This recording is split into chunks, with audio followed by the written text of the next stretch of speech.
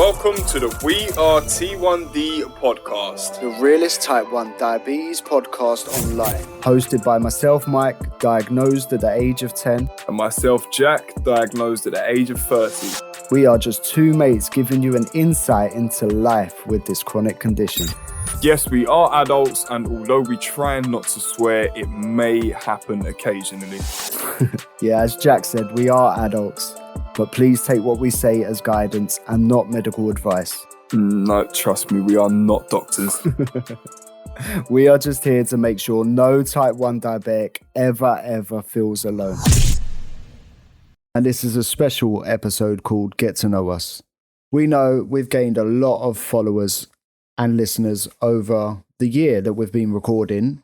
And we thought, if you're new, you ain't going to go back all the way. Some might, some won't.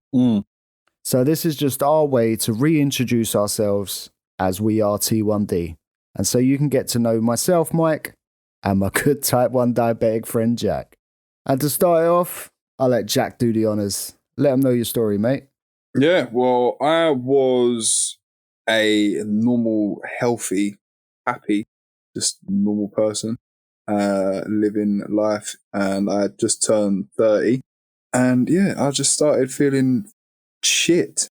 Really shit. Like, I was miserable for probably a couple of years leading up to it. But I and ahed about going to the doctors for so long. And the final straw was when I actually couldn't really see anything. I remember getting in my car to go to work, and I looked up and I couldn't see the road sign at the end of my road. So I thought, no, don't go to work, Jack. It's not wise. So I went back home. My wife booked me a doctor's appointment. I went to the doctors. First thing they done was test my sugars. I was 33.7 and my ketones were 1.6. So it was straight to the hospital, and I was there for 4 days. Started on insulin straight away, pretty much. I was on Nova Rapid and Lantus. And I was on a drip for 24 hours to flush all the ketones out of my system and obviously rehydrate my body, I assume, because my kidney function dropped. Quite a lot went wrong, and I didn't look very well. So I was probably undiagnosed for quite a while. I think my HbA1c when I first went in was recorded at like 83. Wow. So, yeah, I was probably undiagnosed for quite a while. Or my pancreas was slowly giving up. And that was just the final straw. That's crazy. So you was 30. Yeah. Wow. Yeah, not good. It was quite hard adapting. Obviously, I've lived my life one way for, well, forever. And then I've been told I've got to live it a different way now. Yeah. It's horrible. So how did you get diagnosed? I was 10. It was back in 1997. So I don't think diabetes was very known back then. The main thing I remember was getting stomach cramps really badly, so bad that I'll be rolling around on the floor. Since speaking to my mum from recording the first episode, she had taken me to the hospital multiple times before, which I didn't know. But nothing. And then my mum went to Birmingham, and I remember I was rolling around the floor and I was home with my dad, and then it just got so bad. And then my mum come back from Birmingham and I went up to hospital, and they were kind of trying to diagnose me as like appendicitis. But one nurse luckily checked my urine and she was like, your son's got diabetes. Wow. So yeah, I was 10 years old. I had to stay in hospital. I don't know how long because it was that many years ago. But I remember I couldn't leave until I could inject myself. Oh, wow. I don't think pumps were a thing back then. Not even on a pump now, to be fair. But Nah, I didn't get told about a pump when I was first diagnosed at all. No. It was just like, there's your Nova pen, that's your Lantus. You do this one every 24 hours. You do this one every time you eat. Yeah, I was only on 2 at the beginning, 2 injections. But it was the same thing because it was all mixed together. So I don't know how it worked. Yeah, that's very weird. It is weird. So, That's our diagnosis is done. That's the miserable shit. Yeah. So, Jack, what advice would you give your younger self when you got diagnosed now that you know more about diabetes? That's a good question. I'd probably say that it's all right. Like it's gonna be okay. Like don't stress so much, and it's okay to get upset sometimes. It can get overwhelming. Like don't fight it. It's fine. It's just like at the end of the day, it's a chronic illness. It's not gonna be sunshine and rainbows. You've just got to do your best to live with it. Well said. What about you? What would you tell your younger self? Accept it. Mm. That is all I would tell myself. Accept it. And once I accepted it, I would say, follow the trends, learn your body, learn how to react. Mm-hmm. As you said, it's not all sunshines and rainbows. There's a lot of dark clouds. There is. But dark clouds always disappear. Yeah. Oh, I like that. I get deep, don't I? You really do. You really do. You just pictured the sky clearing of dark clouds, didn't you? Yeah, like the sunshine. Kind of, ha, ha, ha, ha. Yeah, there you go. That's what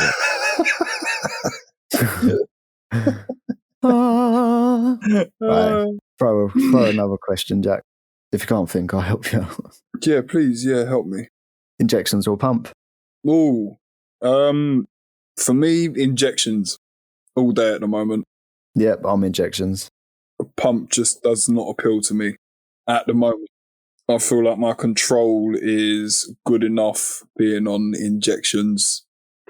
And I just don't like change. Yeah. Well, there is that as well because I'm only a year and a half into it, so I'm, as I say, I've still got a long way to go in my life with this. I've only just really learned how to control myself on injections, so I'm definitely not chucking another spanner in the works. Nah, definitely not worth it yet. Nah. Did you ever think you'd be doing something like this with your diabetes when you was younger? The podcast, do you mean? Yeah. No, never. To be fair, when I was younger, there weren't things called a podcast. Nah, there wasn't actually, was there, to be honest? No, mate, there was radio. Yeah. But no, I didn't. Did you? Nah. Not when I first got diagnosed, no. But it was like, as soon as I got back into contact with you, which was literally like the second day I was in hospital, as soon as we started talking, probably like within the first two weeks, it just felt like the right thing to do. Yeah. See, it's quite funny because Riley still remembers when you messaged me and I go, Jack's diabetic. It's like he was really upset, Dad. Yeah. So was I. Yeah, I bet. I was sitting, but I remember when I texted you, I was literally just sitting on my bed and I was scrolling through loads of stuff on Google, like scaring myself. Yeah. And I'm just, all these things are going through my head and I was just thinking I don't know who's, I need to talk to someone that's going to tell me, I need reassurance pretty much. That's what I needed at that point. I just needed someone to tell me it's going to be okay from someone that was valid in my eyes. Like like my wife's telling me it's going to be okay. My mum's going to tell me it's going to be okay. All the nurses and that will tell me it's going to be okay. But until I hear it from someone that's actually got what I've got and has lived through what I've got to live through now, it just wasn't sinking in. Yeah, it's the relation, isn't it? Yeah, so that was the first thing that clicks, like, shit, Michael. As soon as it just clicked, I just had the image of you checking your finger prick on in the staff room table at work. It was just like, shit, he's tight. That was it straight away. Like, Mike, bruv, like, what the fuck is going on? What do I do, bruv?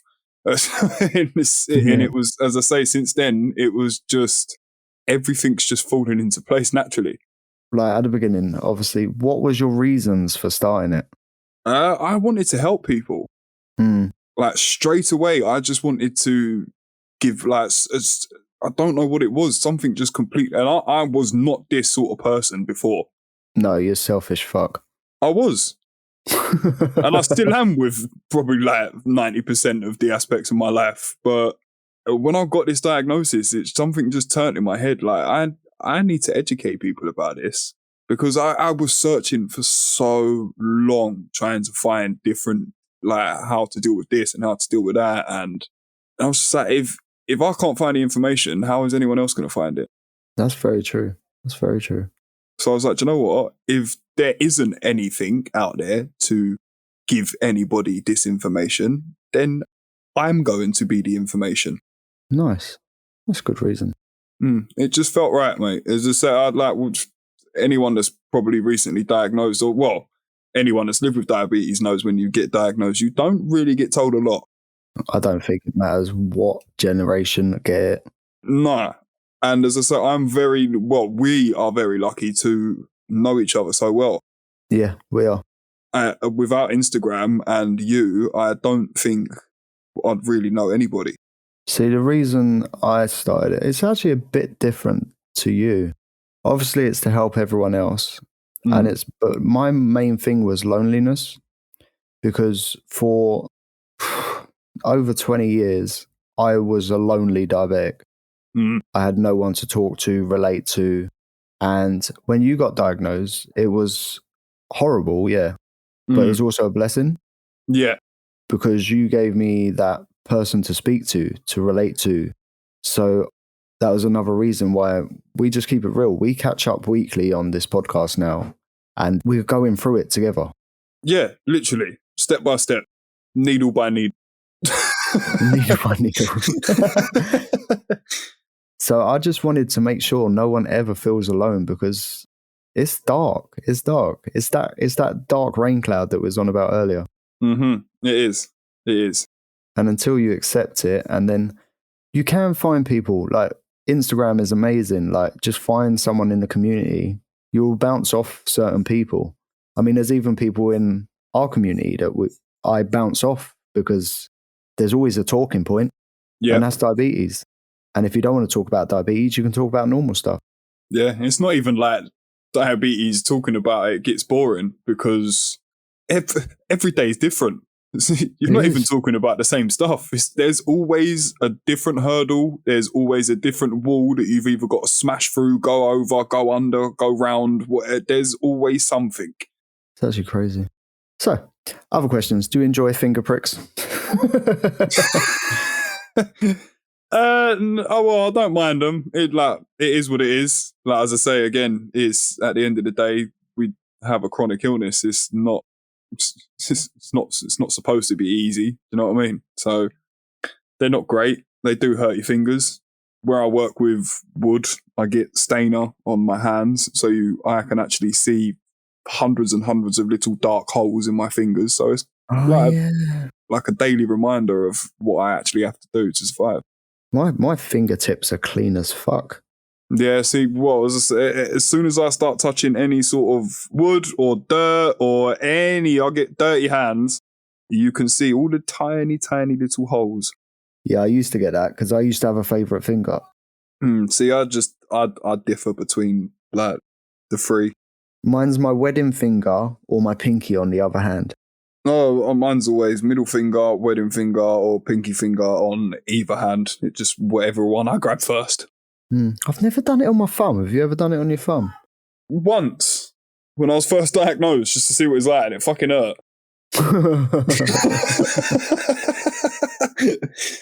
26 years, I still ain't. What are you like when you go hypo, Jack? What feelings and signs do you get? I get very shaky, I get very sweaty, and I go very, very quiet. What about highs? Highs is pretty much the complete opposite. Again, I go very sweaty. What's the opposite to shaky? Standing still? Just stiff.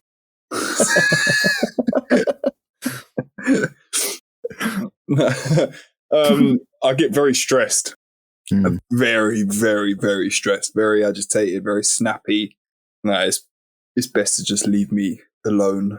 Yeah. Until I'm back in green. What about you? What are your signs? I have two types of lows. So I have my hyper lows, where I become extremely confident. Nothing can stop me. Just can talk for England. I get when I get like that, I don't really get any signs. I just know, and I get like it's like a tingly head. I get a tingly head, but then other times I'll have what I call my low lows. So my mood, I will get the shakes. I will get sweaty. On hyper ones, I get sweaty as well. Sorry, a metal taste in my mouth. Okay. I'll become very mongy. Like won't want to do anything. Sometimes I can be really short tempered.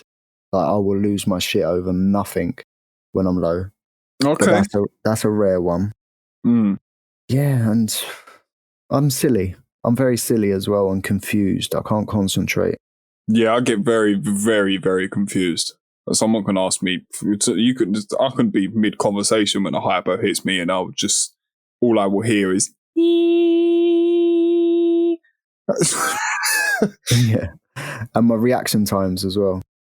They are bad. Yeah, well, there's numerous amounts of times Zoe's been talking to me. She's going, Jack, and literally about a minute or so later, just look at her and go, "Did you call me?" Oh, and one more sign: when I'm low, I get depressed sometimes as well. As for my highs, though, I'm pretty stereotypical.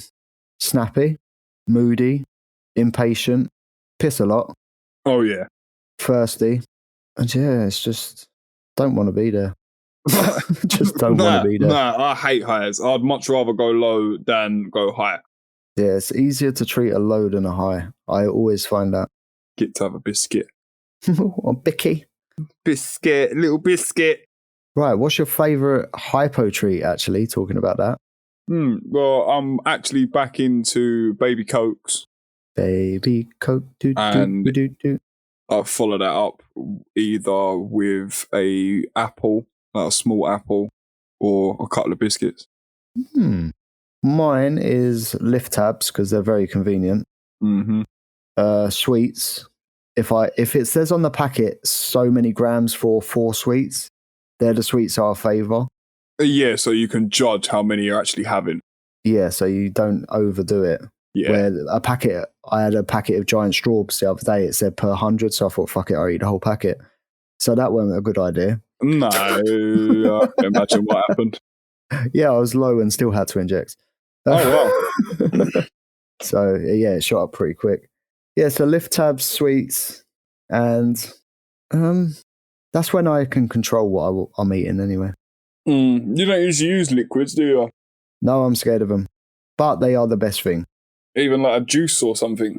Yep, I'm scared of them. Because when I went into hospital with ketones, or DKA, I think the kids call it online. Yes, diabetic ketone acidosis. Yeah, that one. I just call it ketones. Yeah. I'm diabetic anyway, so. So I was addicted to Lucozade Sport. Oh, wow. Yeah, so I used to drink a lot of that. Obviously, I neglected myself a lot when I was younger. Oh, yeah, I remember you used to drink bottles of that at work. There you go, Jack. See?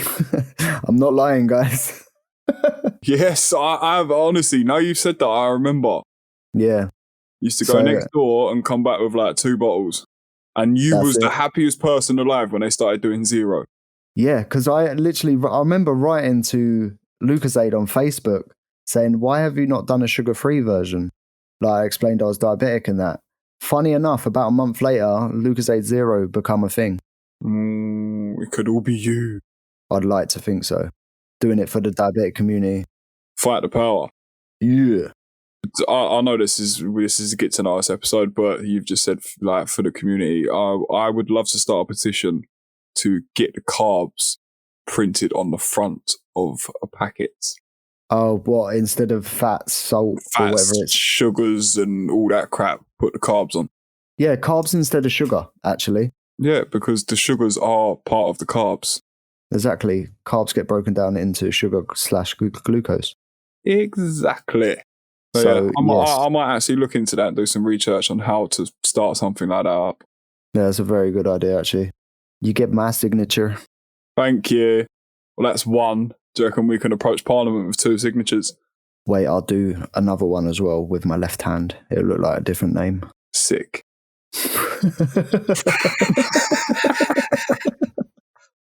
But no, 100% agree on that. That really should be a thing. Yeah, I'm going to look into that. Because I don't care about sugar. I care about carbs. No, well, that's what everyone cares about is sugars, because that's the whole thing. Sugar, sugar and fats and calories. That's what you're supposed to worry about. Has anyone ever turned around to you and go, "Oh, you're diabetic. You had too many carbs"? Yeah, quite a few times actually. What, carbs? Yeah. Oh, okay. Like, you eating too much of that, mate. You're supposed to be eating that. Oh, okay. I eat what I want. Oh, this is totally irrelevant to this episode, but funny enough, right? I think I sent you a bit of the video the other day where I was really hypo. Yes. Right. Apparently, I said I ate a bowl of ketchup. Oh, did you? I didn't, but apparently I requested it. I think they were talking about you at the time. Oh. So I said, yeah, give me a bowl of ketchup. Was that in a video you sent me? I didn't send you the full video. It's 10 minutes long, Jack. Oh, right. Yeah, okay. But yeah, random. I don't think that'll do a lot to your bloods. It will do eventually, but I don't think it's got quite a fucking load of sugar in it. But yeah, apparently I said that. There's a lot of stuff that went on during that hypo. It was weird, mate. Watching back on it, I was like, wow. Yeah, it's mad, isn't it? I actually look like a drunk man sitting on a sofa. Yeah. It's like I had drugs or something, though. It's crazy. But yeah, guys, that's us. I'm Mike, and he's Jack. Hello. And we are T1D. I hope you enjoyed this episode. Yeah, it was just a quick little introduction again for our new followers. Yeah, just our story. We are T1D. Yeah, thank you for joining us. Oh yeah, and guys, if you do want to follow us, you can follow Jack at T1D_Jack. You can follow me at T1D_Mike. And you can follow the podcast at We Are T1D on all socials. Don't forget to rate, review, share, and spread the word. Oh, yes. Keep changing them last nets, people. See you later. Who does that, mate? Who does that? Seriously. Who changes their lancet? I don't. Until it starts really hurting. I do love the way you say it. Go on, say it. Lancet. Lancet. Lancet. Set. It's a set, isn't it? CET, set. Lancet. Lancet. See you later. Bye-bye.